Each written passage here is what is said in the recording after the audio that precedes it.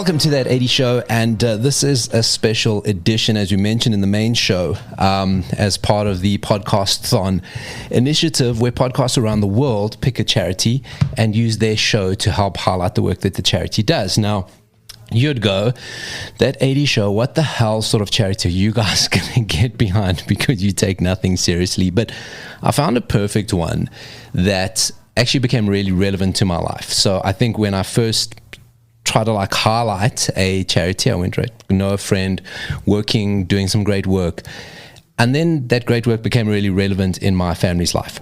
So I'm here today at Headway, Gauteng. It sounds a little bit different, and you got to be in a space, so you got to come to a space and see the work that is being done. And I'm with a person who is a friend and become very dear and important to my family for a number of reasons, Michelle Kai, sitting in her office in the beautiful Hyde Park. Everything in Hyde Park's just lovely, right, Michelle? Paolo, some things, yeah, except for our roads and our potholes. That's everywhere. But yeah, Paolo, this place for me is a very, very important one. It holds a very dear place in my heart. I've been here for over 20 years, part of the furniture. Wow. This place is my Hotel California. I can never leave. And the reason being that the therapy offered here is super important. It supplies people with a place to go outside of their home environment after a brain injury, which often these people are stuck. They can't drive, their friends fade away, their work has that they can't work anymore. So Headway is a day program for any type of brain injury, whether it be a stroke or a head injury from car accidents or brain tumors or any neurological infection to the brain. So it really is a super special, beautiful place in my heart. And the group therapy really, really works in my experience. And also it offers a lot of support and information to the patient as well as their families and loved ones. Yeah, that's what we've resonated with. And when I say we've, so my mother-in-law suffered a stroke at the beginning of this year. And like I say, when I headlined or highlighted a charity, I went, okay, well, let's just help a friend. And then we're going, oh, hold on a second. It's actually that relationship is completely flipped, and we need the help from Headway. Talk to me about, when you hear brain injury, right? And we're not a medical podcast. No one's a medical expert listening to the show. But when we talk brain injury, that's hectic to get your mind around. And having experienced one type of brain injury in our own life, talk to me a little bit about that. How do you you say we throw the term around. Are you right in the head? Have you been hit in the head? It's not a joke, right? It's not a joke. And brain injury comes in many, many different forms. I recently did another podcast and we focused on concussion.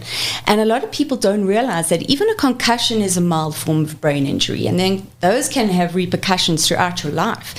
So we go from picking up concussion-based brain injury to severe brain injury. And severe brain injury could be a large bleed on the brain from a stroke.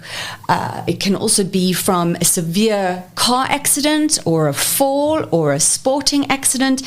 And with severe brain injury, we obviously see difficult and different issues or symptoms, such as physical paralysis. We may see cognitive fallout, emotional fallout, psychological problems, and behavioral issues. And the worse the injury, the more of these symptoms we see. Yeah, so we have to treat all of these things and look at the person holistically to assess and find the best way forward for that patient. So that holistic is important, right? Because today we're here, I've dropped my mother-in-law off to do her therapies. Talk to me about that holistic therapy, because it's not just one type of therapy, right? You run through a whole bunch of things. And is it based per person, right? Mm-hmm. So we have different levels of group here. So today, for instance, our Thursday group is a high-functioning group. So we try to group people together that have a similar issues. So they need to be able to perform on a certain level to partake in the group as a whole. So we do have individual aims, but obviously the aims have to correlate in the group, and then we can choose our activities accordingly. So the morning starts with a speech group, then I take over, which is occupational therapy. After lunch we have a biokineticist that comes in, and the last session is psychology. So in the speech group we look at improving all types of speech. We can have people that can't talk anymore, and that's called aphasia. It may be something that people don't understand. So something that is said, but the patient can't actually understand what is being said to them. And then there's expressive aphasia, where the patient can't express themselves. So there's 2 points of that aphasia. They also talk about pragmatics, which is choosing the right things to say. So often after brain injury, you can also be inappropriate in your speech, saying things that you shouldn't say, lack of inhibition. So that's also treated in group. And also reading and writing, that's part of speech. Then with occupational therapy, in a higher level group, I tend to do a lot of life skills training, a lot of training around the brain, and I also do a lot of activity based. So occupational therapists look at occupation. So we'll look at what is the person doing with their life, how do they keep themselves busy, do they have a sense of purpose, do they enjoy activities, so that we can stimulate different hobbies and activities to take over work. And also as an OT, I look at the form of occupation as in work or school. So getting the person back to work or some form of adapted work, or back to school if possible. Then we go into the bio, which is, biokinetics. I think a lot of people know about now. It's become a big thing. It's physical exercise. So obviously after brain injury, the physical body also can be damaged. So in bio, they work on reaction time, so speed of catching a ball, which is the same thing as if you fall. Can you catch yourself? We'll work on movement, such as upper limb movement. So if the person is paralyzed, we'll do a lot of movements that stimulate motor planning as well as the movements that are needed. And we also look at walking and also sit to stand movements, things like that. So that's the bio group. And then obviously in the psychology group, they have discussions around how are we feeling, what are emotions, how do we deal with our relationships. And relationships are very strained after brain injury. Obviously, the person's personality can completely change. And then, the families really struggle with that, as well as a person who is depressed, sitting at home and not being able to perform the activities they used to do. So it's a full day. It's a hectic day. And then obviously in our lower level groups, we also have to group those in terms of physical and cognitive ability. And then we restructure the group to a much lower level of activity where they can cope and get a sense of satisfaction and find good end product throughout their therapies through the day. So I'm not even going to do that much work today. So, that's impressive, right? Now, this is obviously That 80s Show, and we're a nostalgia-based show. So, Michelle, let's talk a little bit about the 80s now, right? Mm-hmm. You and I have spoken about it before. Yes. We're the same age, but I get the sense you were naughtier than me, doing things that I wasn't doing. I was busy watching cartoons while I imagine you were doing different things. Tell me, which is your favorite Back to the Future, and why is it Back to the Future 2? Paolo, how can you ask me that? I love number one. Okay. Oh man, you can't. This interview is over. So tell me about 80s music. What was your favorite music in the 80s? Sure, I'll tell you. Where do we start? I was a bit of a grunge one. So I loved my rock stars. I loved when Pearl Jam started, Metallica, and the likes. And I also, I was a closet pop, but no one knew that side of me. So Kylie and all those ones also were really, they got me when the doors were closed. Rick Astley, oh gosh, that was terrible times with those hairstyles. You see now, everything. That fits more, right? Because the thing is, you must understand, Michelle, is this polished, perfect, as you'd imagine a doctor, that is Michelle. A therapist, that is Michelle, right? And then, oh no, I listen to Metallica. But then you're saying, oh, Kylie and Rick Astley, and you're wearing your pink scrubs. And it goes, okay, that computes. And what were you doing in the 80s? Were you going out? Were you still teenage? Were you at the mall? What were you doing? I was still a spring chicken in the early 80s. But yeah, I was jolling around and going to parties, and, 13th birthday parties were huge in garages with the DJs, and we were rocking on with our funny hairdos and Lumo outfits. But also, yeah, joining at the malls and all that kind of stuff. So they're lovely memories in the 80s for me. Let me tell you where a penny drops for me, right? In the early stages of my mother's brain, and she had a stroke, and you said to me before that I didn't really realize that, because, again, it's a stigma. You go, oh, a person had a stroke, not they suffered a brain injury. There's just like, I think from a person on the outside that you go, oh, the brain injury sounds like you can't fix that, right? Where a stroke, we understand. So in the early days of her suffering the stroke, she couldn't speak. She was in bed bound, and fortunately she's up and about, and she's having more cognitive and memory. And she couldn't remember her name. She couldn't speak, but she had a reaction to music, right? And it was Elvis in her case. And she was singing words, yes, right? And she wasn't recognizing, but there was something in that. I went, wow, that's fascinating. Like, so in terms of nostalgia and memories and music, let's start. What's the link there? And do you find that was it just a coincidence, or is there something deeper there? There is something super deep there. So when we look at what nostalgia is that sweet, sort of tender yearning for the past, and is often triggered by sensory memories such as sounds, smells, tastes, which are processed in the brain regions that are linked to emotions and memory, which are the hippocampus and the amygdala. And the powerful emotional connection to the past experiences can create a sense of warmth and comfort and connection to your environment and to yourself. So it really, really is a very important modality that we use to literally bring the person back. So if a person's lying in a coma, the first thing we do is start talking one-on-one with people that they know to try and connect them to their past and to their people, which therefore connects them to themselves. Then we look at these kinds of things that will trigger their past and trigger them to come back. So we look at music. So we always ask the family, what kind of music resonates with the person? What do they enjoy? What will bring them into the present? And then we also look at smells, and we really, the one that works more than the people, believe it or not, are pets. I've heard that. Yeah, so pets and music bring up a type of emotion that doesn't have too much depth and sadness or emotion.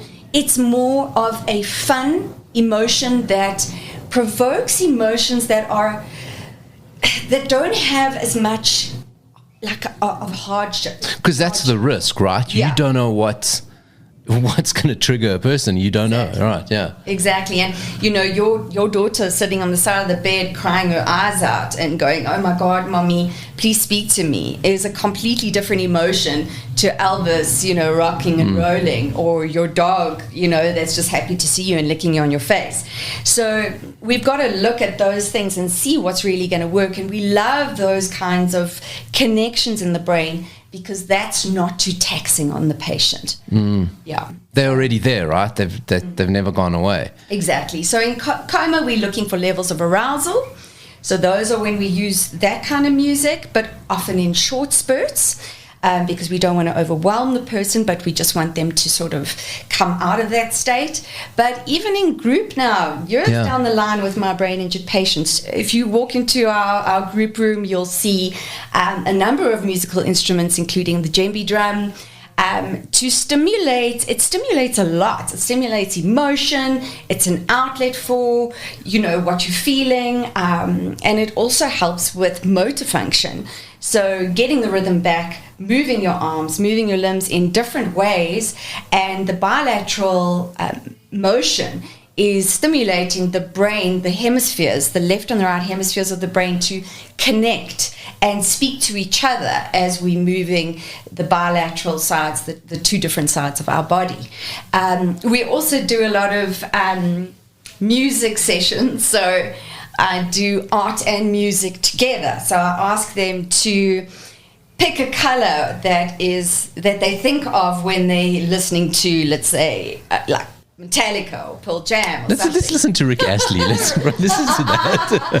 So then they'll pick up the red and the black, and they'll like make big lines and big, it looks like total, like mess on the page, because that's what it does to us. But it's fun. And then we'll put on, Wham! I'll Never Dance Again, and then you see the hearts drawn in pink, and so you can see that it really can stimulate the emotional outlet and the creativity which we're looking for. And it's a different side of the brain to all that logic and deep thinking. So we try and connecting into that connection, who you are as a person, how you're feeling, and how music affects us. And they say that music, yes, believe it or not, Mozart does work, that his music actually decreases the number of seizures a patient can have if they suffer from epilepsy, which is really interesting. Wow. Yeah. So being stuck in the 80s is not a bad thing. It's actually scientific research, right? So that's actually what we're doing. Yeah, exactly. Perfecting and it's such better music than what's on the radio now, because that's a shocker. Exactly. Don't even get us started on that. Yeah. We're obviously doing this for Podcast-On, which is to raise awareness for charities. Headway is it right to call Headway a charity? You're all volunteers. You volunteer your time. So it is an NGO, and we do have a lot of people that volunteer their time to assist in group. My group today looks like it's almost 20 people, and obviously if I'm doing an activity, I need hands. So we have a lot of SAMCA students, that's from the psychological university, as well as occupational therapist students that I supervise, and physio students. So we have a lot of people coming in, and obviously they can volunteer their time.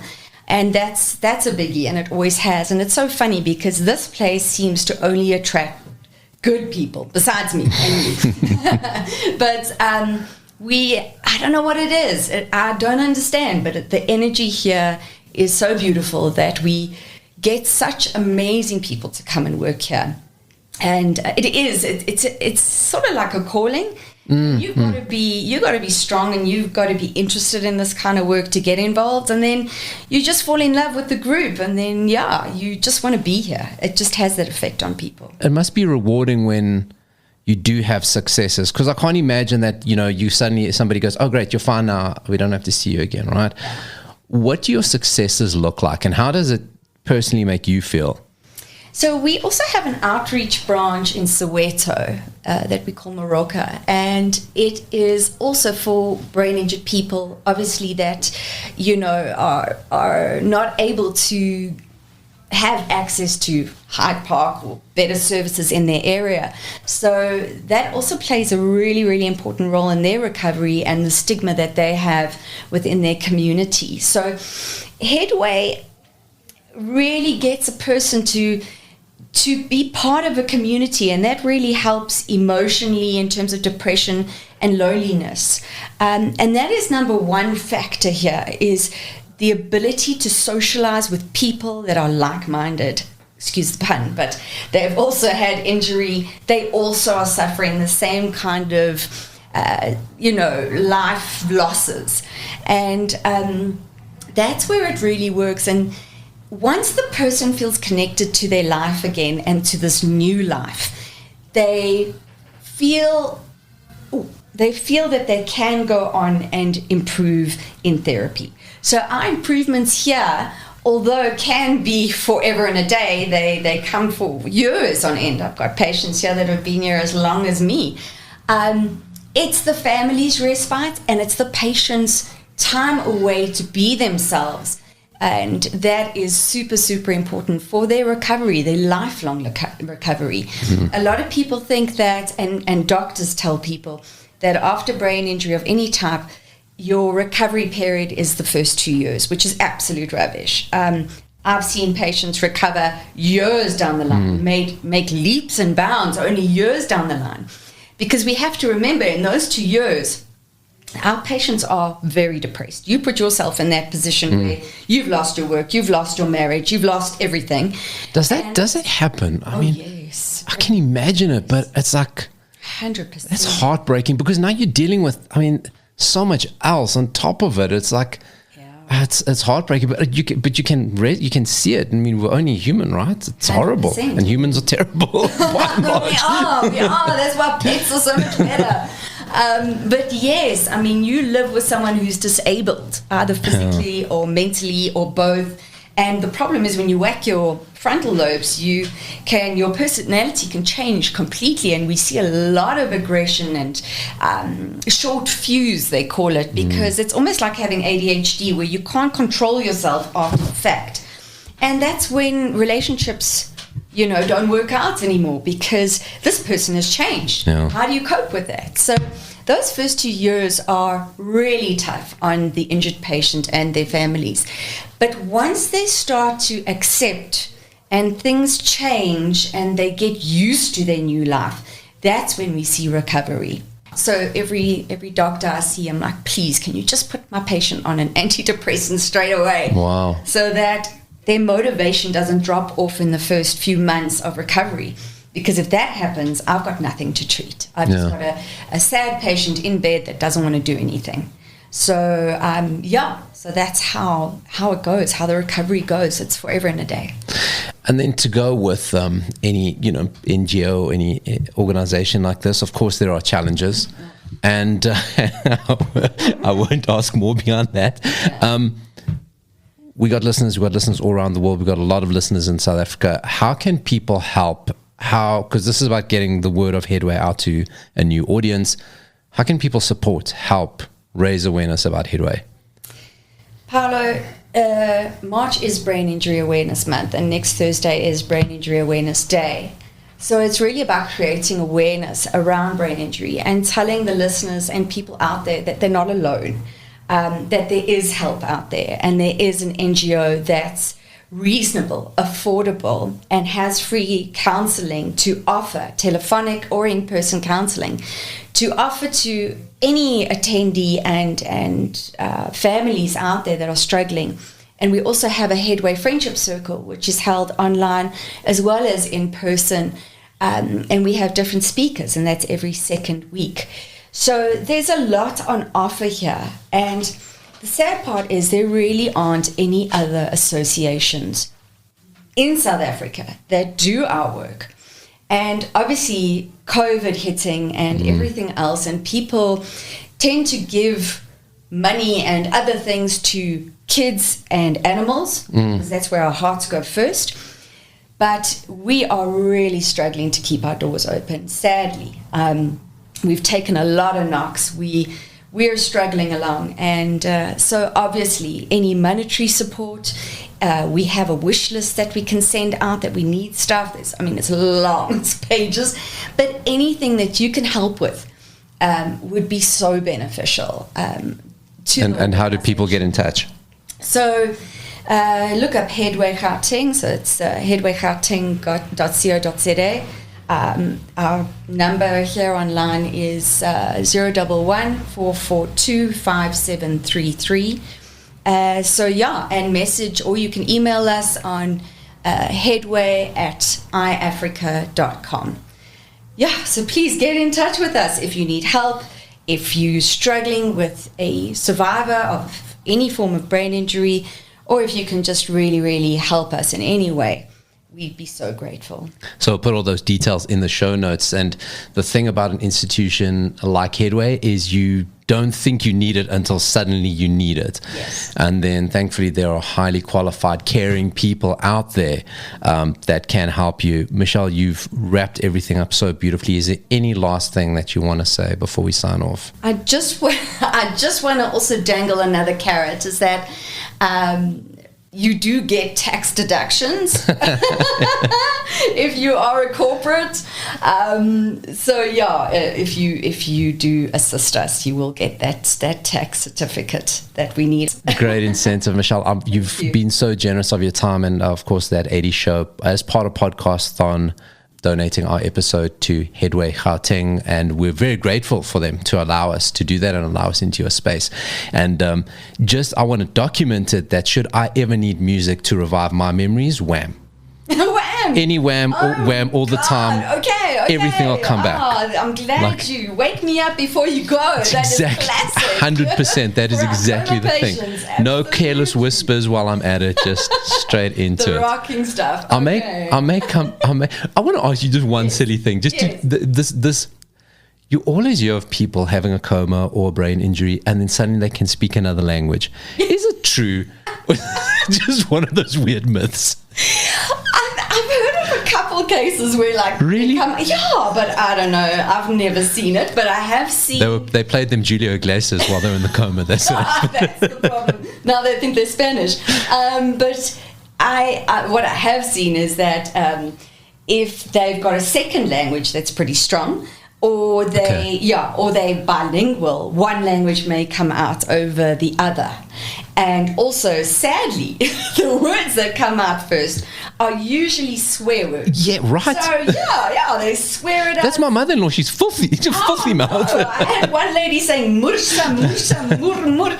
That was terrible because she was such a lady. Yeah. I mean, the stuff. And but it's a good start. At least they're verbalizing. And then you'll see at Headway with the patients that can't verbalize or talk, the automatic sounds come out. So we often sing Happy Birthday, which is, an automatic song that comes out very easily when they can't even plan hello. Yeah. So it's phenomenal. Speech is really quite an interesting topic. The brain is an amazing thing, Michelle. Let me leave you to go to people who need your help. Thank you so much. Thank you, Paolo. Thank you for allowing this and taking this podcast to the world, because we need people to know about us. We need people to understand they're not alone. So thank you. Line up your 80 songs for when you're in a coma. Make sure people know what they're going to play you. Playlist. This is That 80 Show at Headway Gauteng. Thank you very much, Michelle. Thank you, Paolo. Thank you.